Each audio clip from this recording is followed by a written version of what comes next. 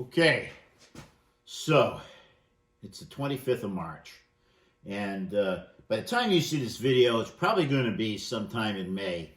I wanted to do a video talking about these pallets that I've built up, and the reason I'm not showing it right now is because I got this whole secret I've been holding on about this new beat truck I bought with an EZY Loader that I had to order out of Australia. And it's been months and months and months. I started this project last August when I ordered the EZY Loader.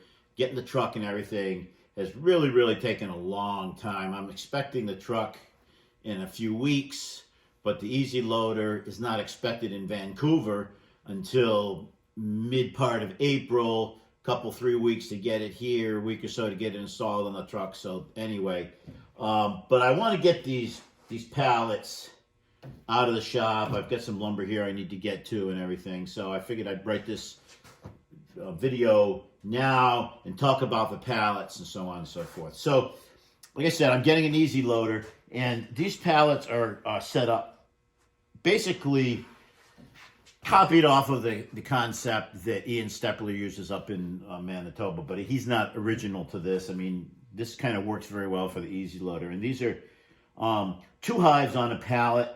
I made them up. This plywood here is marine plywood that I used. I've got pressure treated 2x4s on edge and then 5/4 spacers on the bottom. So one of the things that I did here was I wanted to keep this and these nuke pallets all modular.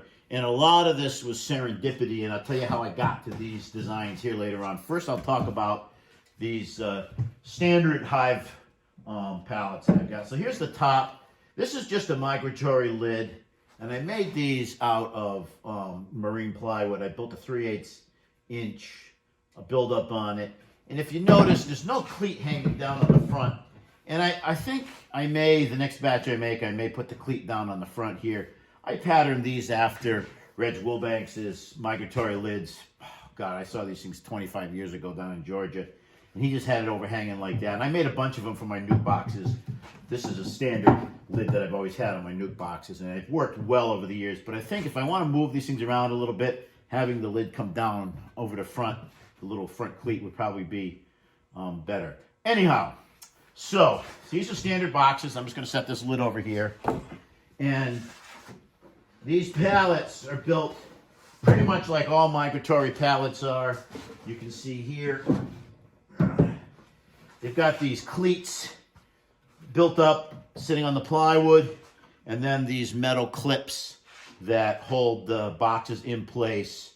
There's 2 styles. These are called U clips, and there's W clips that are a little wider, that look like a W. They keep the boxes 1/4 or an inch or so apart. I kind of thought that if I was going to winter these bees on these pallets, that having the shared sidewall would help with some of the heat loss in the wintertime.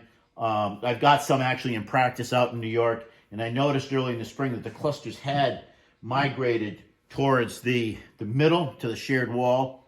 I don't know if that's going to be standard way they set themselves up. I only had a couple of them in use out in New York this year. So anyway, these boxes sit right here like this.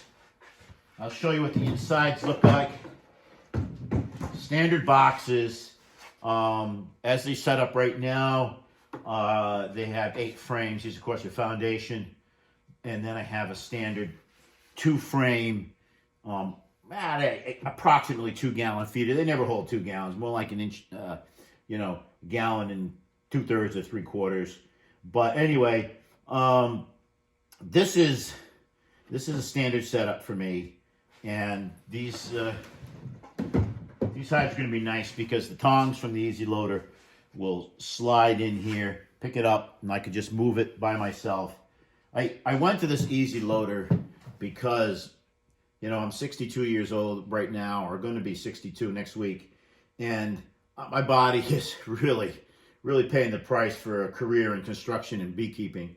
So I got to stop lifting stuff, or I'm just not going to be able to continue at the scale that I'm doing it on. So anyway, that's pretty good here.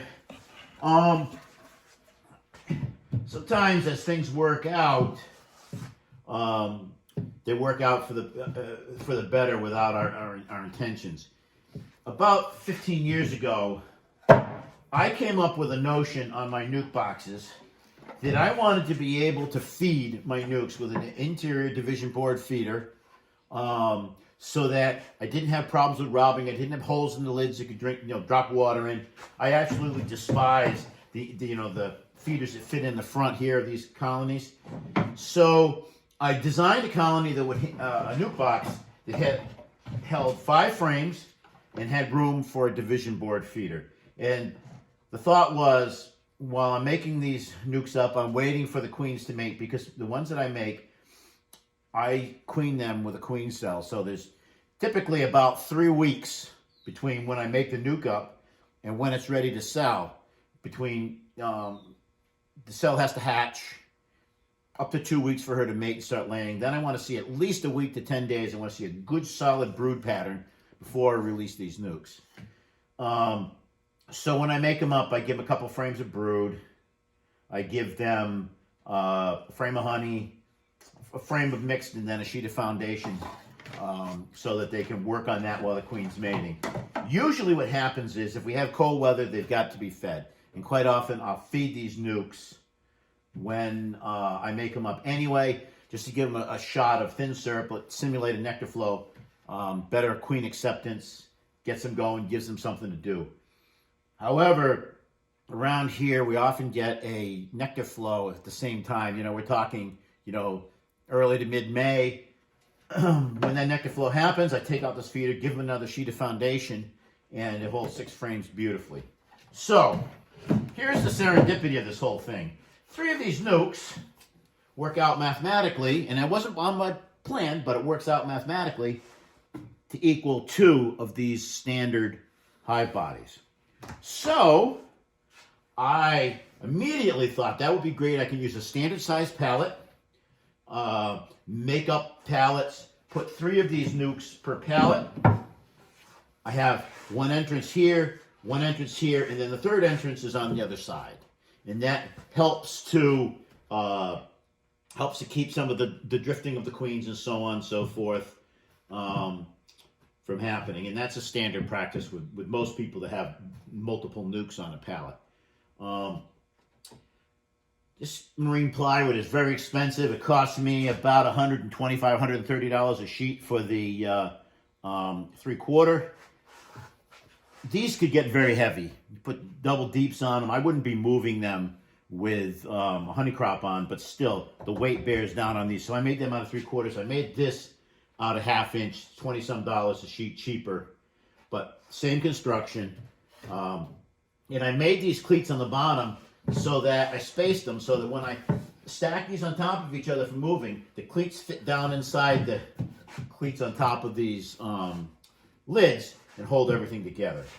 I purposely did not put a lighting board here for these bees in the nukes, because the ground here in New England is all up and down and rough and tilted.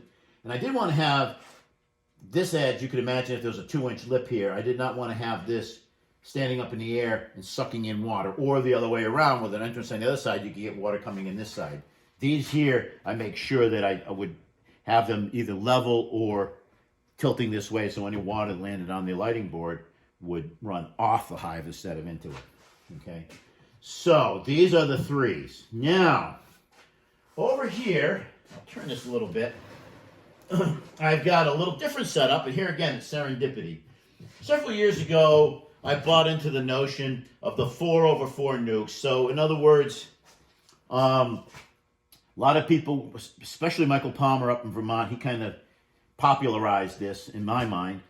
They would take a double box, split it in half, put a nuke here, put a nuke there, and then they were making up these 4-frame nukes that would fit on top over here. So you'd have 2 of them be separated and have 2 colonies coming up, and you could go up to the moon with the thing, okay?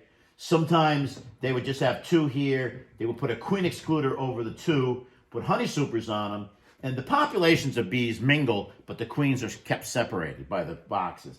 And that just did not work out for me. It works great for Mike Palmer. It works great for other people. But with my operation, I find that I do not have time in the summer to do the intensive management that these things need to keep them from either swarming or, in a bad year, starving, so on and so forth. But I have this equipment. I made these boxes up. I made up a bunch of these divided boxes. As a matter of fact, these are modified boxes that were divided. I took the dividers out. I filled a little groove in here. I put them back to standard equipment. But these are handy because they hold 3 frames and a feeder. And if I need to take the feeder out to give them a frame of foundation, everything fits. Everything works great. And mathematically, 4 of these, the same as 3 of these, or 2 of them. So the width of these pallets are exactly the same. They're about 32.5 inches wide. Okay. So what I've done here is, there again, I've staggered the entrances. I've got a few of these painted green. I may switch up some of the colors. I don't know. These are only going to be used, I'm imagining, in the springtime. My plan is to take some surplus bees in the spring to prevent swarming, put them in here, raise some queens, make the queens out, and then what I'll do is I'll take every other queen. We assume it's not going to be 100% made out. We typically get 80%, but theoretically, take 2 of these, remove 1 queen, put her in a cage, sell her, use her in another colony, whatever I do with it. Take these together, put them in a regular box on a standard pallet like this now, and then have that built into a colony. So, and you could imagine if you wanted to extend that thought process, if you had 4 and you only wanted to get 1 colony, you could just put all the combs together. You know how that goes, okay? So I have 48 of these boxes, so I'm going to make up 12 pallets. I've got 1 made here already. It's a prototype. And I'll just keep them around. I don't anticipate making any more of these boxes, but I made the lids out of solid lumber. It's a lot cheaper than these lids over here, which were made out of marine plywood. But you got to keep in mind that these things are only used for a few months out of the year. So anyway, that's the story on my pallets here. Like I said, by the time I show this video, I will have my EZY Loader, and I've done an introductory video talking about my EZY Loader and showing it around, showing on the truck chassis that I put it on, and hopefully things are going to work out well. It's been a long journey getting this equipment. You know, since COVID, the supply chain is just plain, you know, just so stretched out now. And but I did all this work in the winter. I got a bunch of these made up. I'm going to make more of these in the coming season. I ran out of time. I wanted to watch the budget. I mean, this EZY Loader thing costs a lot of money, and I paid cash for a good part of the whole thing. So I didn't want to go out and make hundreds of these pallets up this winter. I will gradually ease the transition into the palletized equipment. But yeah, so I'm excited about the whole thing. So stay tuned, and I'll show videos of me working with my newfangled equipment.